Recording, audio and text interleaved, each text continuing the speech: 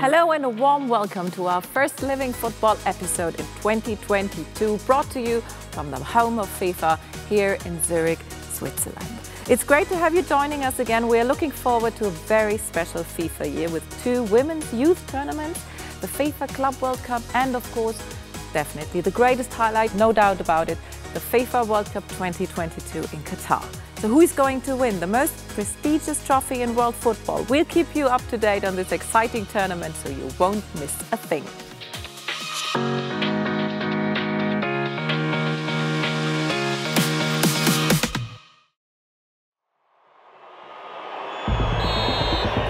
Every talent, everywhere, deserves a chance to realize their goals. Morgan, shot, goal! To reach their full potential. To play on the biggest stage of all. Was there ever any doubt? At FIFA, we believe that the game is for everyone. Wherever talent exists, it should have an equal chance of flourishing. So that's why we're proud to launch the Talent Development Scheme.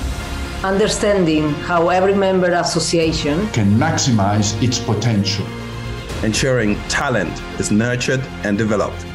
Through knowledge exchange, expertise, training and education, and funding, the Talent Development Scheme will support the creation of a robust pathway for football's talents to thrive. All playing our part. Developing youth talent. To ensure that it leads to senior success. Giving every talent, everywhere, a chance.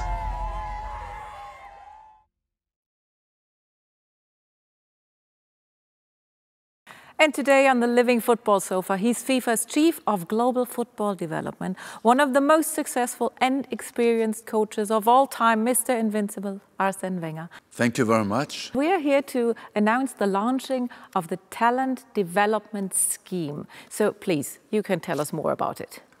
Talent Development Scheme is based on the fact that we want to be football more popular, better played all over the world, and to have people who have not the chance to play football in good conditions. Overall, it is to give every talent a chance in the world. So who is the scheme aimed at, and how will it support the vision of making football truly global? It is aimed at all the countries who have signed for a protocol to be analyzed. And it's about 205 countries where you have gone in to detect the needs, make analysis of their needs, and see how we can help them. That's what is called the Talent Development Scheme. And how does it integrate with other initiatives like the training center? Well, the training center is a consequence of the need for help, you know, because we go inside the country, we detect the needs, we get, of course, to know people who are responsible of the game. We create a common way to tackle the problems, and after that, the training center is one of the tools to help them to educate their coaches, to get good training sessions, and to learn the expertise of the development of a game. Because if you want to practice well, you need to know as well how can you do it. So they need to have a training center, and you need to know as well what is needed tomorrow in football. And that's why the training center will help. And we help them to help themselves. That's the difficulty, is to find a good compromise between we go inside the countries, but they, of course, they have to take charge as well. That means we have analyzed that there is a big correlation between the quality of the youth team and the results at the senior level. So they have to take charge, of course, but in every country the needs are different. So we have to see with them together, we have to form a team and to see how in every country can find a solution to be the most efficient in the shortest possible time. So speaking of the team, we're now going to be joined by two key figures in the implementation of this program. She has won the first ever FIFA Women's World Cup in 1991 with the US, and as head coach of the US soccer women's national team, she won the gold medal at the 2004 Olympics. April Heinrichs, and he is one of the most distinguished minds in talent development in England. He, for example, oversaw the design and implementation of the Elite Player Performance Plan for academies within the Premier League. Jed, Roddy, so thanks for joining us. Arsène, which role did April and Jed play in the process so far? Well, they were responsible for the analysis of the 205 countries' needs. And they organized as well to go inside the countries to create a confidence level and to create a communication and detect really and analyze the needs that we will after implement in the talent development scheme. So they're the key figures of this program. April, thanks for being with us. Thanks for having me. So what are the biggest challenges now for you? So what we understand from the ecosystem analysis is a better understanding of the landscape out there, a better understanding of each of our MAs. We now know more about their pathways for boys and girls. We also have a mountain of data that I'm sure will use for the next couple of years to understand some of the needs of our MAs. And now we can, as a result of the ecosystem analysis, we can partner with our MAs in a more informed way with the MAs at the technical level. What does their talent pathway need? What does the MA need to develop national team players more? What might they need for domestic leagues, youth leagues? So after the ecosystem analysis, we have a better understanding. I think for the first time ever, we have a better understanding of each MA's challenges. So Jed, what can member associations do to develop talent in their country? Well, I think April's already alluded to the fact that we now have all of this information globally. So we have a really good picture of what's happening in terms of talent development. And so I think the first thing that technical directors can do now is they can look at that information. They'll have the global report that we produced a few months ago. They have their own country report. So they can start to look at the data. They can start to compare and contrast what they're doing currently in their MA with what's happening in and around the world. And then moving on from that, you hope that they can develop their own long-term development plans in order to develop the talent that is in their own country. We are looking forward this year, for example, to two FIFA youth tournaments, the Under-20 Women's World Cup in Costa Rica in August and the Under-17 Women's World Cup in India taking place in October. So last May, the 71st Congress requested FIFA to make a proposal for the future of the youth tournaments, April. So what has become clear from your ecosystem analysis so far? So we know that there is a gap in training and playing opportunities around the world. Some young people are playing regularly, they're training regularly, they have access to fields and coaching and coaches with licenses. They're often in an academy. The academy is taking care of the sort of the holistic development of the young player. So we know there's a gap worldwide. We know, for example, we know players born in the first half of the year are advantaged to players born in the second half of the year. We know boys born in even birth years who come up to the U17 age group are advantaged to boys born in odd years. And the same is going to be true about girls. Girls born in odd years are more advantaged than girls born in the even years, because they would be the oldest player at the U17 age group. So this is an advantage created by us, by the adults, by administrators. And so we want to try to look at some of these challenges and some of the landscape and see how can we go into each MA and help them address some of the challenges. And in a real tailor-made way, in a real specific way. We've always said we want to understand their reality, not what we think, but what is each MA's reality.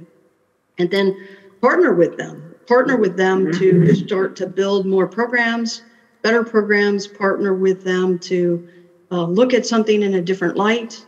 And as Arsène likes to say many times, partner with them to give every talent in their country a chance. When there are advantages, there are of course also disadvantages to that. Why is it important for youth talents to get more exposure to elite playing opportunities? Well, you know, as I hope demonstrated so far, we're now armed with a huge amount of data. And one of the things that we are, you know, aware of is that those youth international players that play more games and play at the higher levels through their youth teams and are successful at that level go on to be successful later in their professional careers. So for those MAs, for those national teams that want to see future success, there is a correlation between when they start to play those international fixtures. And what we've found from the ecosystem analysis is that some nations around the world play significantly less games than the more successful nations that we see in the global game. So there's a direct correlation there. And if we can affect that through the changes that are now being proposed in terms of the international calendar, and let's be fair, the opportunity to play in a World Cup is the pinnacle for any player's career. And so creating more of those opportunities right through the pathway at youth level is something which we hope to see achieved through the development of this project. Jet, but how can this limited participation can be changed? Well, at lots of different levels. At the domestic level, at club level, if we can get academies playing best versus best, giving young players the opportunity to play, significantly increased game time right the way through their pathway.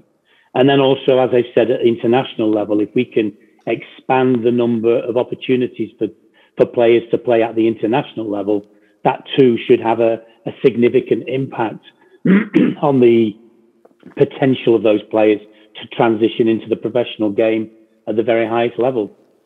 Arsène, right now we do have a biannual FIFA Under-17 World Cup, which creates a general disadvantage. We already heard that. So FIFA proposes now either to introduce an annual Under-17 World Cup or an annual Under-16 and Under-18 World Cup. Which model do you prefer? Personally, I think the most interesting one is a yearly Under-17 World Cup, because it would catch all the generations. You know, if you imagine, for example, when you have a biannual Under-17 World Cup, when you're 16 in the year of the World Cup, when you will not selected because it's difficult to play when you're 1 year younger. And when you will be 17, is no World Cup, so you don't play. So what we want is that every generation can play. So we propose every year World Cup. I personally believe that Under-16 and Under-18 will be very difficult to put in place very quickly. With the Under-17, we have a good opportunity. I think it's as well the right age. Why? Because at 18, the good players are already practicing with the first team, and they go now from 18 onwards, you go more in the competitive level. So for the generations, for the end of a development scheme, I would say personally, I believe it's very good to have a yearly World Cup Under-17. We are looking forward to it, so thank you very much. April, Jet, it was a great pleasure talking to you. It's absolutely great to have you on board. Thank you very much. And I hope to see you soon here in Zurich. Thank you. April, Heinrichs and Jet Roddy. Arsène, 2022 is, of course, a special year, probably also for you, because even if you won over 20 really big titles in football, this is the first time that you participate in a FIFA World Cup in an official role. So is there any special meaning to you? Yes, because I'm part of, before I was part of practice, now I'm part of the organizers. Yeah. And I must say, it is a more a discrete stress, but it's a real stress because you wonder, you know, when you see all the work that is behind a competition like that, and you know it can not work efficiently, it's scary because the event is so big that you want it all to go perfectly well. I'm confident, I must say, but it's always difficult to master everything. What I've seen at the Arab Cup makes me very optimistic. And I like one thing in this World Cup, it's a compact World Cup. If you're a football fanatic like I am, I can dream to go to 4 games a day in the first 12 Definitely. days. So that is absolutely amazing. It's the first time, certainly the last time it will happen. So the biggest stars in the world will then compete in Qatar. And speaking of the best, from this studio here in Zurich, we recently broadcasted the best awards with FIFA President Gianni Infantino, with Mr. Arsène Wenger, of course, with a lot of magic moments and happy faces. Let's take a look.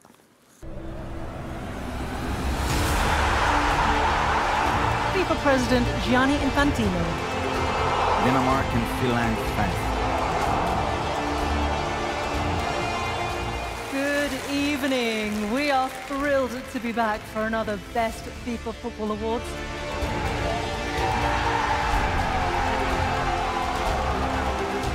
I'm completely shocked. I'm completely humbled.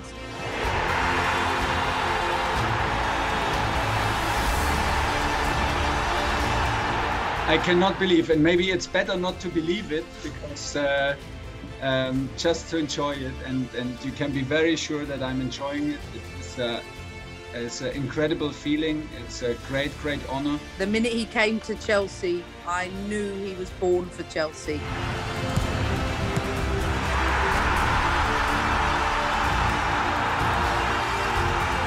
If you won the second one in the row, it means a lot for me. Nunca imaginé llegar a este nivel, pero bueno, al final trabajando y cuando confían en ti, pues llegan los resultados.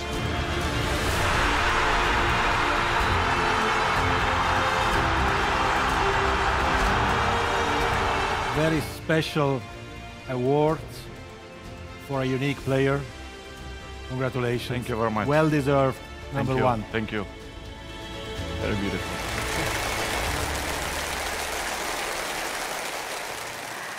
Arsène, Robert Lewandowski, he won the award for the second time. So as a coach, what do you think a team can benefit from a player like him?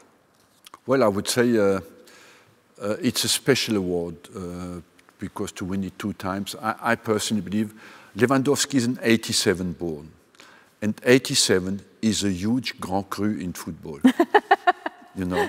Because 87, you have Messi, you have Benzema, you have Lewandowski, you have Suarez, you have Cavani, you know, and he did fight, I must say, in his whole career against 2 monsters.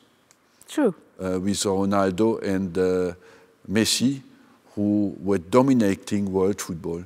And what I respect, because for me in life, it's do you reach your full potential? And he was always improved in his career, and he has never given up. No. And in the end, to get in front of 2 monsters, you know, it is a huge achievement. And to do that twice, like he did, I must say, special congratulations from a coach I am, you know. As a Frenchman, where do you see Kylian Mbappé right now? Well, no limits, you know. And I would say, I said when he was 17, we have Pelé here in France. And I must say, he's developed, when you look at his, what he has already won at the age of 22, 23, how he develops. It's a combination of talent, intelligence and motivation. And he looks to have it all. And overall, I must say, in the last next 10 years, I think he will be sit many times here on the bench with you. He's always welcome, always welcome. Yeah. Well, Kylian Mbappé, Ronaldo, Messi, Lewandowski, they do have a lot of fans, Arsène. And Making football truly global also means to share memorable moments with fans, because they are the essence of our sport. Our FIFA fan movement gives football fans a voice all over the world. And for the first time, we ask you to send us questions for our guest, Mr. Arsène Wenger. So, Arsène, here comes the first question for you. It's a very nice one from Kavita Chugg from India, and you will see she is a huge fan, not from Arsenal.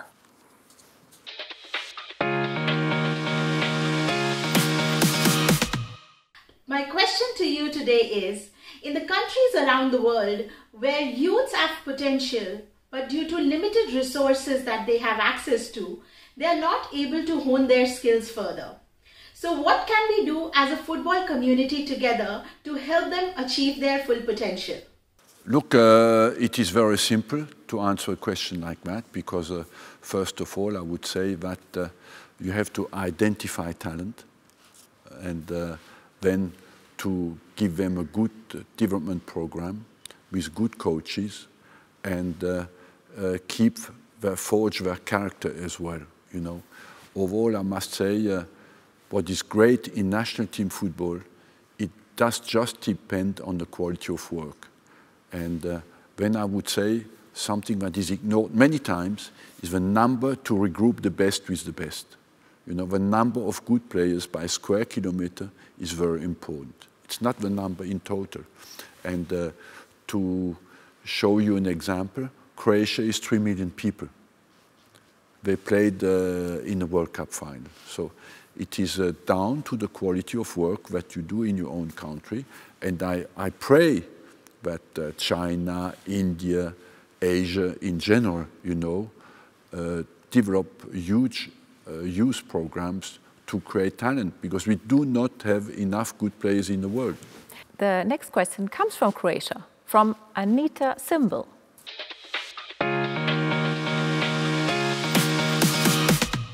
My question to you, Arsène Wenger, is how would you advise facing youth prospects both on and off the pitch, in playing time and appearances in ads and media?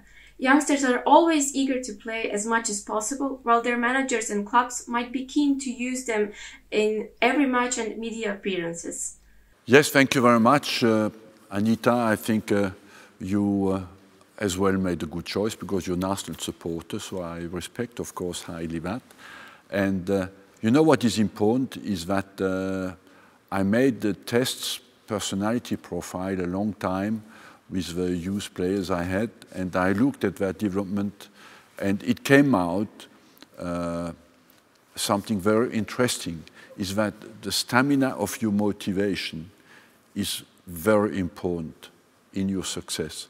That means the fact that when the players who are successful are players who don't give up when they have disappointments, you know. They have a target, and they can take a distance with the disappointments they have, and they continue to go and don't give up. And it's generally in life. It's an underrated quality, but that stamina in motivation is for me a very important part of a success. And we could show you stats that are impressive. You take a group of players between 17 and 20. Some of them start to play at 20, get out, get in again, and some of them stop to play. And after at 23 is another separation with the players who continue to develop, because they keep that in mind always to develop their potential.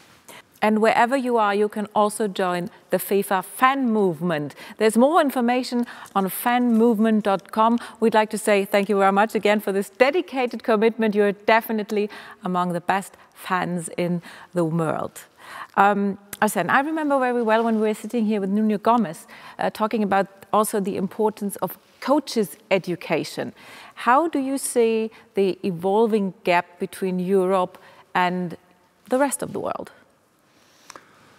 Well, I would say that the gap has become bigger between Europe and the rest of the world, because in Europe you have all the best conditions to develop, have the best clubs, and therefore it is important that we go inside the countries, and as well that our training center, that's why I wanted to create that training center and to help the coaches to evolve. We need to educate the coaches all over the world, because a coach is somebody who sees how we can help a player.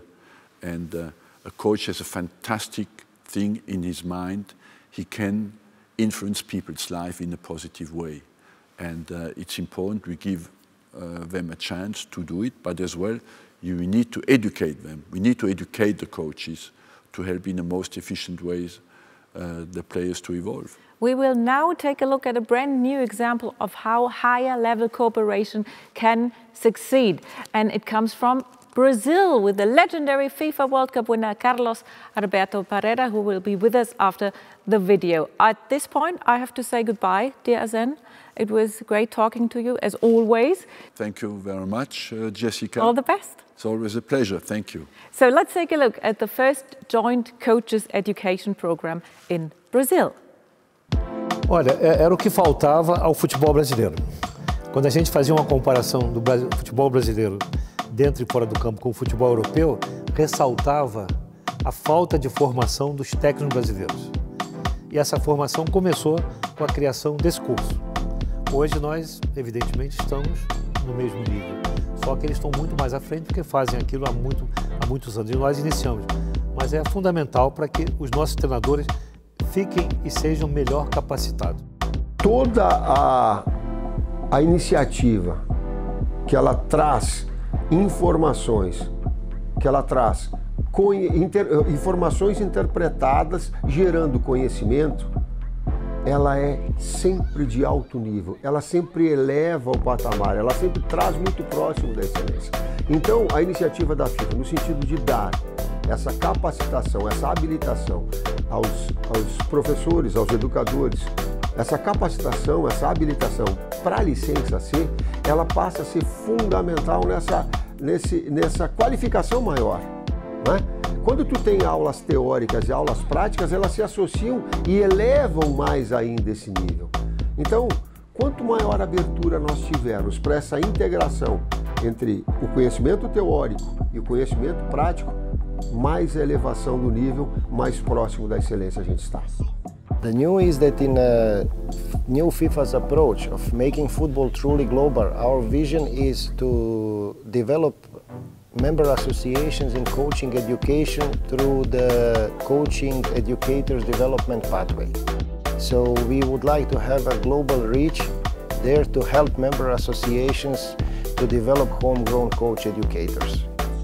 Well, the aim is to work with coach educators and predominantly working at C license level. And here we are interacting, working very closely with them on many different subjects, theoretical and practical. And I think the aim then will be to try to move this quality of coach educators and the number of coach educators forward in Brazil.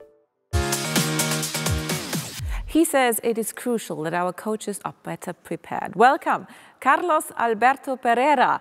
Thanks for joining us. Where are you and how are you? Eu estou na minha casa no Rio de Janeiro. Vim ontem da minha casa de praia, que é em Angra dos Reis. Estou hoje na minha casa no Rio de Janeiro e eu estou muito bem. Depois de 45 anos, já há 8 anos eu estou aposentado e olhando futebol, mas não envolvido diretamente, acompanhando tudo que acontece, porque futebol foi a minha vida ao longo de 45 anos, mas não tenho nenhum envolvimento profissional. Looks definitely very nice. We just saw the first joint coaches education course between FIFA and the Brazilian Federation. Can you tell us something about these days, the training content and the methods? Olha, sempre se falou muito no Brasil, né, que o Brasil tinha jogadores e não tinha treinadores. Na verdade, nós tínhamos treinadores. Eu tive treinadores excelentes na minha carreira, enquanto eu era preparador físico, assistente técnico. Trabalhei com gente muito boa, especialmente o Zagallo, que foi o maior de todos, e eu coloco o Zagallo entre os melhores do mundo. O que faltava, na verdade, era um curso de formação de treinadores, o que a CBF, felizmente, depois de tanto tempo, acabou fazendo, e eu acho que isso hoje tem contribuído muito para a qualidade técnica dos treinadores. Isso afeta o trabalho diretamente e afeta a performance das equipes. Então, com esses cursos, de todos que participaram e que vão participando do curso profissional A, B e C, eu acho que a gente melhorou muito o nível de treinamento e a gente pode dizer que está praticamente muito próximo dos europeus. What are your thoughts on the education gap between Europe and South America? O nível de conhecimento, de treinamento, é praticamente o mesmo. A abordagem, a prática disso aqui é diferente. Na Europa, a gente tem um calendário, apesar de pesado também, é muito mais humano, muito mais organizado do que aqui. Aqui nós temos um calendário que dificulta muito o trabalho do treinador. Eu me lembro desses treinadores estrangeiros que chegam aqui cheios de ilusões, de sonhos. O Domenech foi um. Ele começa, eu lembro, ele com um mês, ele estava participando de 3 competições. Era Libertadores, Campeonato Estadual do Rio de Janeiro e Copa do Brasil. Então, domingo você joga pelo Campeonato Estadual. Na quarta você joga pela Copa do Brasil. No domingo você volta a jogar pela Libertadores, na quarta-feira. Então, o cara não sabe para onde vai, como fazer viagens intercaladas. As viagens na América do Sul são longas, demoradas, e é complicado. Você é um administrador de problemas. Você nunca tem tempo de treinar, preparar o time. Sorte quando você pega um time grande, com bons jogadores, mais ou menos arrumado. Então, naquele lado mental, do bom senso do treinador, na experiência, vai embora. É difícil comparar por causa disso. Você não tem tempo, não tem condições de aplicar tudo aquilo que você sabe. O calendário é realmente definitivo em termos de você analisar talentos. É complicado. Aqui no Brasil é muito difícil ser técnico de futebol. In total, you participated in 7 FIFA World Cups and you won the trophy in 1994. What images keep popping up in your mind's eye when you think of the FIFA World Cup in the United States? Olha, são várias imagens, mas a que marca mais mesmo é aquela que fica impregnada na mente de todo mundo. É o final da Copa, quando o Dunga levanta o título, né? Aquilo representou o trabalho de 4 anos de muita dedicação, de muitos reveses, de muita persistência, de muita insistência para você se manter fiel à sua filosofia. Sempre me perguntam o que é que você mais se lembra e mais se orgulha. O que eu mais me orgulho da Copa de 94 foi não ter resistido e ter sido fiel às minhas ideias. Porque escrevi, com esse time você não vai ser campeão, com essa formação tática você não vai ser campeão, com Dunga e com Mauro o Brasil nunca vai ser campeão. As pessoas esquecem que a formação do time, a tática, é em função do jogador, é em função do momento. Eu nunca tinha armado um time com 2 volantes, num 4-4-2, mas naquele momento foi o time que deu certo, foi a formação que deu certo. E você vai me perguntar quando foi que isso deu certo. Foi acidentalmente. O Brasil jogava com 4 atrás, 3 no meio e 3 atacantes. Teve um jogo que nós jogamos contra a Inglaterra, em Londres, foi 1-1, num sábado ou num domingo, e na terça-feira arranjaram a CBF e a Federação Italiana arranjou um jogo, Brasil e Milan, para comemorar o tricampeonato do Milan na Itália. Eles tinham 4 jogadores da seleção italiana, era Donadoni, Baresi, Paluca, e não sei quem mais lá, e o atacante, né, depois jogou a final, e tinham Gullit, Van Basten e Rijkaard. Olha que time! Não era uma equipe, era uma seleção. E nós fomos lá. E o Brasil ganhou de 1-0. Nesse jogo, o Raí, que era um dos 3 homens de meio de campo, precisou voltar porque o São Paulo exigiu a volta dele. E eu fiz uma tentativa pela primeira vez com Mauro e Dunga no meio, para enfrentar essa seleção. Deu certo. Nós ganhamos daquele time. Só o Brasil poderia fazer aquilo. E no próximo jogo, foi contra a Venezuela, já pela eliminatória, 15 dias após, nós ganhamos de 5 ou de 6-0. E aí aquela formação ficou até a Copa do Mundo, durante a eliminatória toda, e foi mantida até a Copa. Sorte, porque você não precisou, durante a Copa, próxima Copa, no ano que antecedeu a Copa, ficar procurando um time e uma formação. Nós já tínhamos o time e a formação. Por isso, o 4-4-2 foi acidental, aconteceu no jogo contra o Milan, e nós ganhamos de 1-0. Foi no San Siro. The FIFA World Cup 2022 is almost at our doorstep. So 20 years ago, Brazil won the World Cup for the last time. And in 2018, they were knocked out by Belgium in the quarterfinals. How do you rate the Seleção's chances for Qatar to break the spell and make it to the final for the first time in 20 years?